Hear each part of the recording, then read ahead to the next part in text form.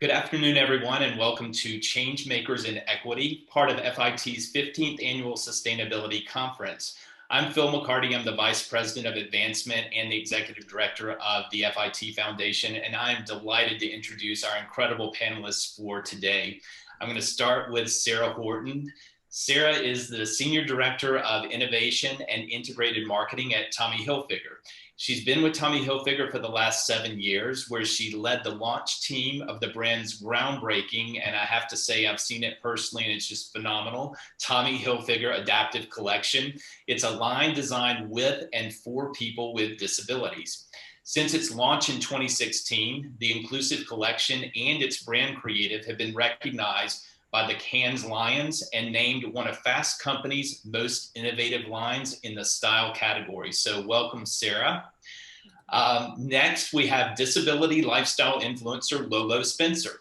Lolo is a Film Independent Spirit Award nominated actress, public speaker, social media content creator, and model, including modeling for Tommy Hilfiger Adaptive.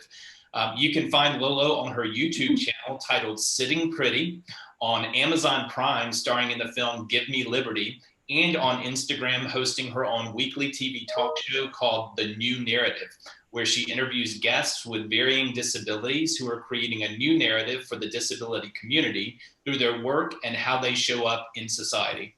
Lolo, I don't know how you do it all. Sounds like you are staying very, very busy. And finally, I want to introduce our moderator, Beth Broughton. She's the Managing Director of Global Research and Insights Consultancy, Firefish. She has over 20 years of insights-driven brand and strategy development focused on startups, innovation, and turnarounds. And she's a champion for CEO social activism, which is so close to our hearts here at FIT. And she's going to be phenomenal in moderating this panel. So I want to just welcome the three of you. Thank you so much for this. And Beth, I'm going to turn it over to you. Thank you so much, Phil. And welcome, Sarah, and welcome, Lolo. I feel so honored to kind of be back with you again. We've done many things together, at least Sarah and I have. And Lolo, it's just lovely to see you again in person and get to hear about some of your experiences. And I actually want to start off the conversation with a question to you. So we've been seeing inclusion has become a huge topic for brands in the last couple of years, and brands are making it a priority. And what is the role for a brand, and particularly a fashion brand, in that conversation of inclusion? Well, I think with fashion, it's an extension of who we are and how we feel about ourselves that we're able to show out into the world. And so it's so important for fashion brands to be aware of their influence in this, because as people with disabilities, we are humans too. We are people first. And we want to be able to showcase how we feel, how great we feel, and we want to be comfortable at the same time. And when fashion brands don't have clothing that is fashionable and adaptive, it really makes it very challenging for us to express who we are and how we want to show up into the world. So it's imperative for fashion brands to be able to support people with disabilities in that way. There's so many different categories of clothing now that I really feel like adaptive clothing should be the next category that we find in every fashion brand's, brick and mortar store, online, or however they sell their product. And how do you think that might change the conversation around people with disabilities? I think it'll really help for people with disabilities to be seen as equals in society. We've been conditioned since day one to not look at people with disabilities. Don't look at that person in the wheelchair. Don't stare. Don't talk to them, or they're too fragile to talk to or have a conversation with. And, I truly feel that, fashion and style will help create a common ground between people to be able to have those conversations. Like, I talk with my stylist, Stephanie Thomas, who is literally like the GOAT of disability fashion styling. And we have these conversations all the time because it's important. When I have a nice pair of shoes on that are comfortable and that I like, any and everybody that wants to wear shoes can start a conversation like, hey, I like those shoes. I like that shirt. I like the way you're styled. I like the way you look, because it really creates a conversation piece, because unfortunately, we don't always get to know someone's personality right away. So what is the thing that we look to? We look at what we find that's common. And usually that's our fashion and our style, or the way we rock our hair, or whatever those things are. So it's incredibly important for brands to pay attention to that. I think that's incredible, finding things in common. Sarah, I wanted to ask you, what inspired the creation of Tommy Adaptive? Yeah, the collection started actually as just a kids capsule collection, and it was in partnership with an organization called Runway of Dreams. And we saw such great success with this kids product. And there was such an overwhelmingly positive response that we started to look into, adaptive as part of our everyday line. As Lolo said, it should just be part of everybody's everyday line. And we started looking at adult products as well. This shouldn't just be for children. So we launched Tommy Hilfiger Adaptive in 2017. The kids capsule came out in 2016. Then we made it part of the line in 2017. And prior to launch, as you are well aware of, Beth, because we did this together, we did in-depth research to understand the everyday dressing challenge and the needs of this community. We wanted to know, what did we need to do? How did we need to create this product? How could we create something that worked for as many people as possible out of the gate without trying to, as we always say, don't try to boil the ocean. And our studies showed us that, there were very limited options, as Lola already pointed out, in adaptive clothing, and everything was really functional, but no emphasis on style. And there was really no fashion brands in this space that gave that ease, that independence. And we found that, just as Lola said, fashion is about expressing yourself and feeling confident in what you wear, and no one should feel left out of that experience. And that's what inspired us. We went and did all these focus groups where we listened to people talk about fashion. We had so many women tell stories about, I'll never forget one woman who had rheumatoid arthritis. And when she had a bad day, or a flare up, as she called it, and she didn't want to leave the house because she couldn't dress in her, all of her designer styles, because she couldn't put them on. And she didn't want people to know that she was having a bad day, because fashion was how she expressed herself. And, everybody should have that right. Everybody should have the right to get up and get dressed in whatever they want to wear. So all of those stories and that information are, what inspired this and why we make it part of our, everyday line. Thanks, Sarah. I love stories. So Lola, I was going to ask you if you could tell some of your stories. You said two really interesting things that I thought might be worth going into a little bit more, that we've been conditioned not to look at someone, and then these are starting different conversations. Do you have a few anecdotes or stories that have changed your conversation with people, maybe friends and family that don't have disabilities? Has the conversation changed as a result of your work? Oh, absolutely.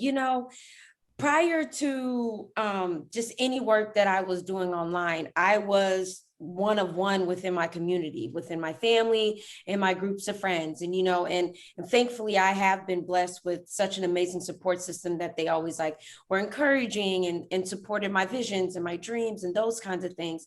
And so the more that I kept doing my work, the more my friends and family were learning about disability as well as my own self. Because like I said, I was one of one. So I was learning a lot about disability. And when we talked about fashion, and when I first tried on, I'll never forget the first time I tried on a pair of adaptive jeans. And I was like, oh my gosh, I couldn't even believe how much of a difference it really made. It makes such a difference just wanting to dress independently and being able to dress with ease on my own. I've had the times where I needed, some assistance from family or friends to help me dress. And then once I started wearing adaptive clothing, I didn't need that assistance anymore. And that was a game changer. And even with my family and friends, the more they learn about adaptive clothing, they're like, wait a minute, I don't like small buttons either. I have trouble zipping up pants too. I have trouble doing this too. I would like to, they're like, can I wear adaptive clothing? And I'm like, I don't see why not. I mean, because the thing behind it is this, what a lot that people are talking about now too is universal design. When you design for people with disabilities first and foremost in mind, it makes it easier and better for everyone else in the world. So it's that thing where we have that conversation where they're interested in adaptive clothing because, you know, some women have really long nails and they can't deal with buttons or something like that. You know, I know friends who also have, you know, my nephews have autism. So they are like, oh, wow, auntie knows how to find clothes and materials that'll be comfortable for them, you know? So it blends into both worlds all the time. And we're constantly having those conversations. And even when I go out, when I'm dressed up and I have something that's adaptive and I show people like, look how cool this zipper is or something like that, they're like, what? Where is this stuff? So it really gets people really, really excited and really does shine a light on how much people really are not aware of the experience of people with disabilities.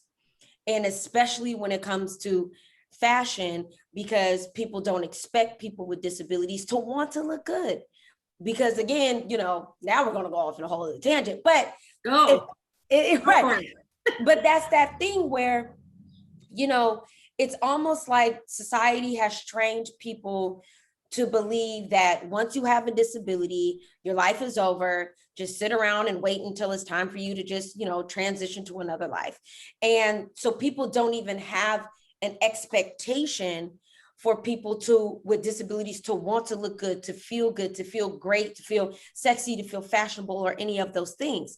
So when fashion brands tap into that and can feed into that, then you'll realize, hello, you now have the largest minority group in the entire world becoming your customers because you see us in the way that we want to be seen, you know, and then there's that fine line as well. So it blends into all of that, whether you're non-disabled or disabled, of just really recognizing the experience of people with disabilities and being able to know that something like fashion and clothing and style really can make a huge change in how people perceive us, how people respond to us, how people interact with us, and all of those different normal human interactions that everyone else gets the opportunity to have.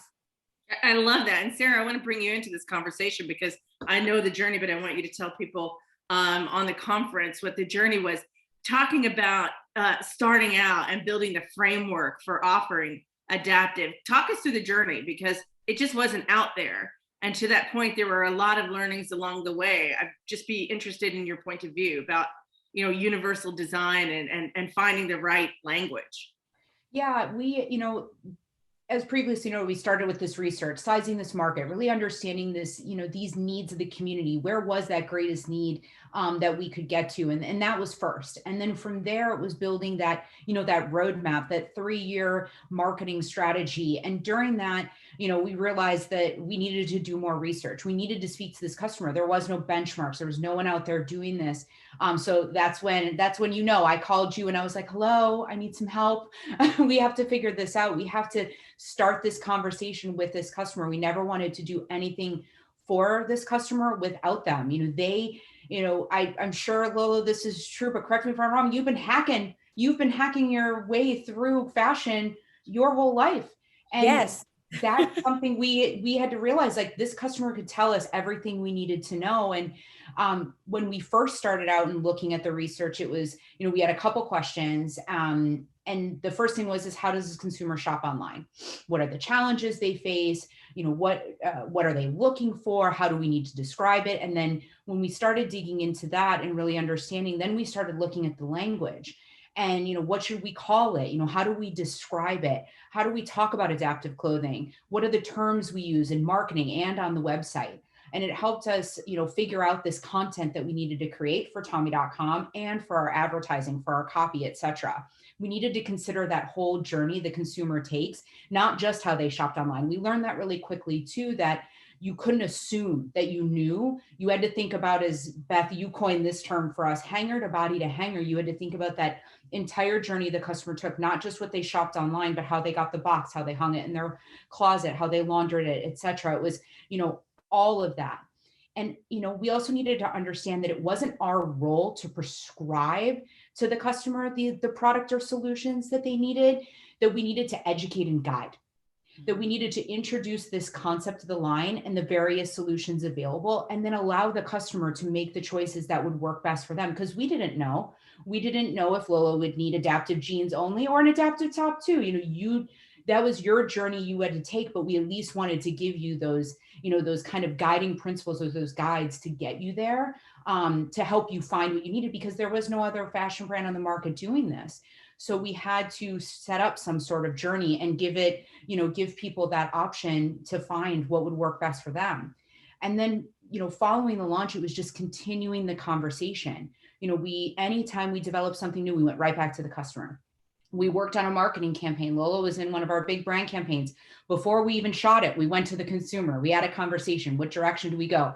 Once we shot it, we went back, we talked to them. We wanted the consumer to be a part of every step of our journey. And we continue to do that today. And our Tommy.com site has a lot of feedback loops. So customers can give feedback in many areas and also hear what other customers have to say as well. What's been your favorite feedback? Oh gosh, my favorite feedback. I think I had looked at some quotes recently that we did from research. And I think one thing that actually, it wasn't somebody who had a disability said, it was somebody, as we call it, the 4 and 5, those who don't have a disability, but most of them know someone, love someone. And it was interesting because we had shared a lot of it. And to Lolo's point before, where we learned that a lot of people don't have a disability, don't understand. Like, they're like, oh, wait, you need adaptive, like they don't understand the need because they don't think about getting dressed every day. It's just something that they do. So it was interesting. This person said, and I wrote it down, quote, "No one has touched on people with disabilities in the rush for inclusion. He's pioneering this, and I would trust Tommy." So there was a couple things in there. One, it wasn't just about inclusion for us. It was actually creating great product that worked for people. And the other part of that was the trust piece. The fact that consumers, even if they didn't have a disability, so maybe this wasn't for them, that they realized that they could trust us as a brand because we were doing it right and doing it for the right reasons. So that's why that always stuck out to me, because it was about trust. People need to make sure that they trust brands and that they're doing things for the right reason for their customer. And we're not just saying you have to do this or do that. So that one always, I think that stuck out to me the most. That's really interesting. And Lola, you were shaking your head about some of that stuff. What do brands that want to go into inclusive or universal design need to know about people with disabilities? What are the big things that you think that they should know? Well, I think first and foremost, most importantly, is that we're human first. Mm-hmm. In the same way you want to look good, in the same way you want to feel good, in the same way you want things to fit you right, we want that same luxury as well. Really honor us as humans first, and that you don't have to sacrifice your aesthetic for our community. I think a lot of the times, what do you mean by that really specifically? I love that idea, but I don't quite know specifically what you mean by that. So a lot of the times what people will tend to do is, because they've been trained and conditioned to believe that people with disabilities are these fragile beings that you can't show off in a very empowering or sexy or cool or fashionable fly way. What they do is they just put us as the models in front of a white backdrop and like, wear the clothes. While the pieces that are non-adaptive per se, those, they get the backdrop with the color and the props and, the vibes. And there's like 5 different people and everyone's like posing. But the disabled model is the one that's by themselves, sitting straight up, just like this, and smiling in the photo. And it's like, no, we want the backdrop.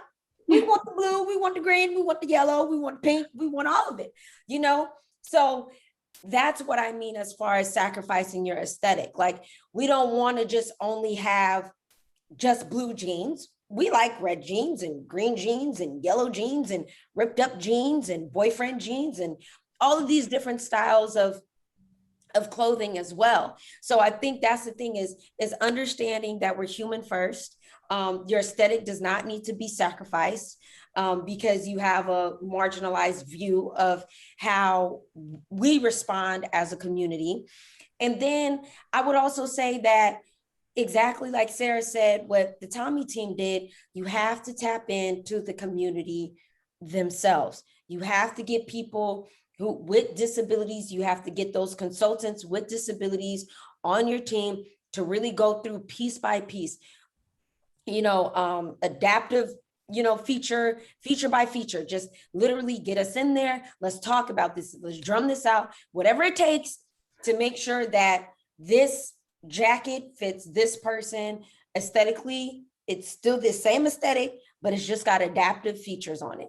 That was one of my favorite things about when I got the opportunity to model for the Tommy Zendaya collection, but the adaptive pieces for it, because one, I was working with the Tommy team, obviously, but aside from that, nothing about that collection was sacrificed just because it had adaptive pieces.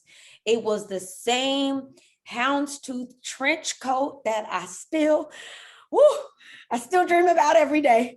It's the same with the same knee-high boots, the same suit, turtleneck suit that was in the collection that were for the non-adaptive pieces. We had the same aesthetic as the pieces that were not adaptive. It, like, if you put the two pictures side by side, you probably wouldn't even been able to tell the difference that one was adaptive and one wasn't. And that is how you do it right. And I love that. Yes. I love that. But you're also saying something really interesting too, Sarah. I don't know if you want to chime in about the learning that you had on language as you went through, mm-hmm. and point of view, because this is no shy person in front of us. This is no woman that sits straight up in her chair. What were some of the learnings about not only getting it right in terms of exactly how things work, but in how you talked and communicated?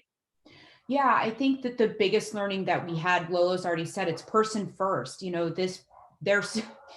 This person has a disability, but that's not who they are. They are still a person first and foremost, and they still get up, they still get dressed, they still go to work, they still go have brunch with their friends. So don't think about it as their disability. Think of them as a person first, and then how can you improve on the clothing to then help them? So it's ease of dressing has been where we started.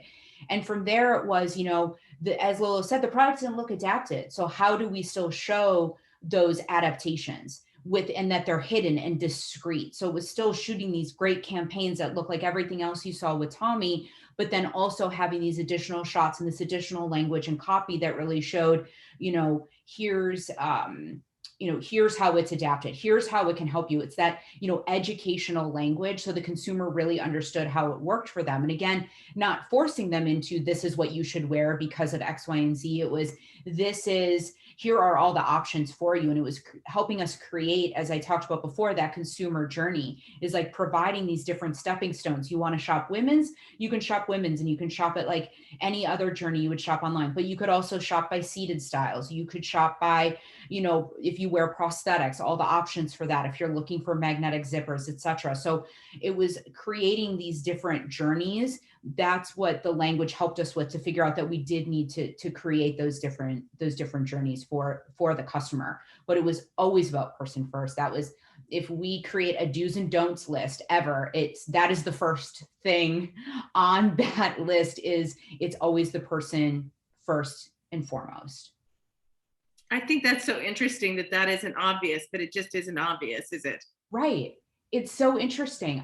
Beth, we sat in focus groups where I think one of the first focus groups we ever did, we showed consumers who don't have a disability some of the adaptive product without showing that it was on somebody with a disability. They're like, we don't understand what the innovation there is. And then we started to explain it, and the consumer was like, oh, and then it was like light bulbs went off across the room where people were like, oh my God, I had never thought of this before. Yeah. And then you started hearing the stories of their cousins, their brothers, their moms, their dads, of people in their life that they then, and we even had tears in the room where people just couldn't believe that they had never thought about it before. And it was interesting, like just hearing it on both sides, like what the consumer needed, but then also, how it's perceived by those without disabilities as well, because they hadn't thought about it. Because again, everybody gets up and gets stressed, and if you don't have a challenge doing that, you don't think about those who it may be challenging for. Right. And did you want to add something to that, Lolo? You were kind of agreeing with Sarah along the way. No, I mean, listen, Sarah is the genius behind this. So absolutely, she everything that she is saying is exactly right. It's still astonishing to me that people who are non-disabled don't think about people with disabilities at all in our experiences and how we live life and how we authentically live life. They have a perception that is very wrong in many ways. But that's not true to who we are or how we want to continue to live our lives, and that's the thing, is a lot of people don't understand that everyone will experience disability or life with a disability sometime within their lifetime, whether it's up until the point they get to a certain age, or they have an actual experience that causes that, whether it's temporarily or permanent. So people need to really understand that they will eventually, probably one day, need to be using adaptive clothing as well. So they're not excluded from this community at all. They just haven't been introduced to it yet. Mm-hmm. And then it's always that thing where it's not until it happens to us that we want to start paying attention to something. And why should we wait until that moment? The thing I love to advocate for is that there are resources and opportunities for people that when they become disabled or when they experience disability, that they know that there's enough positive resources out there that they know that life can still keep going and life is still great even after this experience. And life does not have to stop or be compromised now because they have a disability or they're experiencing disability through someone else with someone that they love. And that's the biggest and most important thing, I think, when we talk about, adaptive clothing and just really marketing to people with disabilities, because everyone's going to be there one day. Mm-hmm. That's so interesting. So I want to turn our heads towards the future now. And Sarah, what does the future of adaptive clothing look like? And what does it look like for Tommy? I think the opportunity are endless. I mean, fashion is endless. Fashion changes every day. There's always new trends. One of the reasons I love working in this industry is because the trends change, fashion changes. So, as more brands, I think the biggest thing is we need more brands to come along on this journey with us, and more brands need to get on, create adaptive apparel within their collections and have adaptive pieces. I think that's the biggest thing. And then the opportunities are endless. It should just be, I think to Lolo's point, like universal design. It's like you create this sweater and you create it in just like the plus size community. You would have created it in plus size, you would create it adaptive. And if it's men's, it's, maybe tall, like there's all these other opportunities. So I think that's the biggest thing, just is it's endless. And for Tommy, we'll continue to look at our current product lines and where can we add more adaptive styles, where, what are we innovating in, what are we doing, and making sure that we're always looking at what can be adapted. We don't want to force the adaptations. We want to make sure they actually work for people. But so we're always looking at that, explore new adaptations. Where can we go from here based on our current offering, and look at, even other areas of, accessories or whatnot. Continue to speak to the customer. That will never end. Beth, you and I talk about this all the time about where do we go from here? What's that next conversation? We recently, as you know, executed a piece of research where we had internal stakeholders, members of the community, people who did inclusive design, tons of different people who came together just to ideate on where could we go. I think we kind of called it our moonshot project of, and we came up with hundreds of ideas. Some of them were crazy and some of them were, can't believe we hadn't thought about that yet. And from there, we're now building that roadmap. What does that look like? What can we do this year? Because design takes a while. So what can we do this year? What do we do next year? You know, what are we continuing to look at as we go forward, and just building that roadmap out so we don't stop innovating. Innovation is key in all of this, and making sure that we are, again, always listening to the customer and understanding what the next needs are. Right now, ease of dressing has been our focus, but there are other areas that we can explore. You know, after we started ease of dressing, we looked at seated styles. You know, we added, tops that are softer for people who, you know, like with autism, who maybe the texture of the shirt could bother them. You know, we started adding styles that had port access. So, you know, we've started to add little things here and there. And I think the opportunities are endless. Yeah, that's great. And your future, Lola, what's inspiring to you as you go forward in your advocacy work? What are you focused on for the next few months and years? Well, a little bit of everything. I love it. Yeah, you know, and I love that Sarah mentioned that it's about building the trust with the brands and wanting more brands to be a part of it. And that's one thing that I'm definitely hopeful for in the future, is because we all know, we all have our favorite brands and we all have our go-to stores, because for some reason, the way these pants fit just does it to me every time. So what we want is, you know, what I'm hopeful for as well in the future is that every brand, the brands that we are already trusting, will have that adaptive section, you know, in their stores or online, you know, and being able to really continue to see more and more people with disabilities in ad campaigns that, again, aren't compromising the aesthetic of the ad campaign, that is equally just as fly, just as dope as anything else that they would have had. You know, seeing more models with disabilities on runways and making that a thing as well, you know, being able to have more access to brand clothing when people like myself who are in the entertainment industry and we have to get dressed up for an event. And we want evening wear, and we need red carpet, and we need this. We, you know, just being able to have that opportunity and explore all of those areas of fashion that'll really make life so much more easier for, like I said earlier, the largest minority group in the world, you know? So that's something I'm definitely hopeful for. You know, I'm just going to continue to create content online, really just showcasing disability lifestyle in a, like I always say, a fun, fly, sexy kind of way that's very authentic to my life and those that I know who also have disabilities, and really just wanting to continue to push for representation and inclusion in entertainment and beauty, because I feel like those are the industries that really shift culture and create change. And then personally, a project that I'm on, I am casted as a series regular in Mindy Kaling's new HBO Max show called The Sex Lives of College Girls.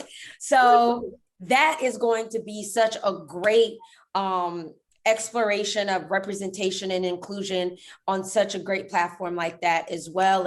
And just being a part of this series has been an incredible experience. And you know, that's something where when people will see myself or other people on TV and they're like, wait, I like what they got on. Is that adaptive?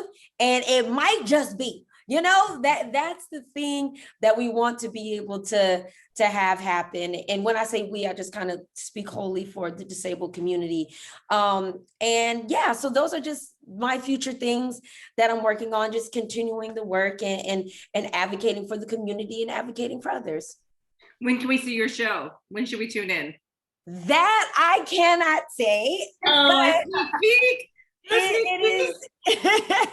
I cannot say, but what I will say is definitely you will know when it's coming out. I'll put it that way. Awesome. I mean, we've got one of the heavy hitter showrunners on this show, so Mindy Kaling. So it's good. It's an awesome opportunity for sure. I can't wait to see it. Yeah. Sarah, just talk us a little bit about, to close this out, you know, how does the Tommy and the brand kind of fit this into your wider sustainability goals? Our conference is about inclusion and sustainability, and any if you could give us any light about how you do that, that would be great. Yeah, we have an initiative focused on, as we refer to it, wasting nothing and welcoming all. So combining our sustainability and inclusivity goals together. So adaptive really fits perfectly within within our welcome all pillar. And we've set a ton of targets, a variety of them to hit over the next 10 years, and we've put them out there publicly. And we'll be continuing to look at adding more product options, adaptive solutions. As I kind of said, that roadmap that we're building is all fitting within those goals and those pillars that we've set as a company. And we'll always be looking at ways that we can improve on our adaptations, improve on the product, and how can we bring those sustainability efforts and the adaptive efforts together. So over the next, I know it sounds like a long time, but we're building these long roadmaps. We want to make sure that we're doing it right, that we're, continuing to iterate and really looking at how we can make, improvements along the way. That's wonderful. And I'm going to thank you both. What a great conversation. What a wonderful way to spend 30 minutes with two amazing people. I always walk away from these conversations feeling like $1 million. So I hope you do too. And thank you so much for sharing your time here with the conference. And I look forward to getting my popcorn and tuning in. Yes. There we go. I look forward to seeing what you've got coming out next too, Sarah. So thank you both. Thank you.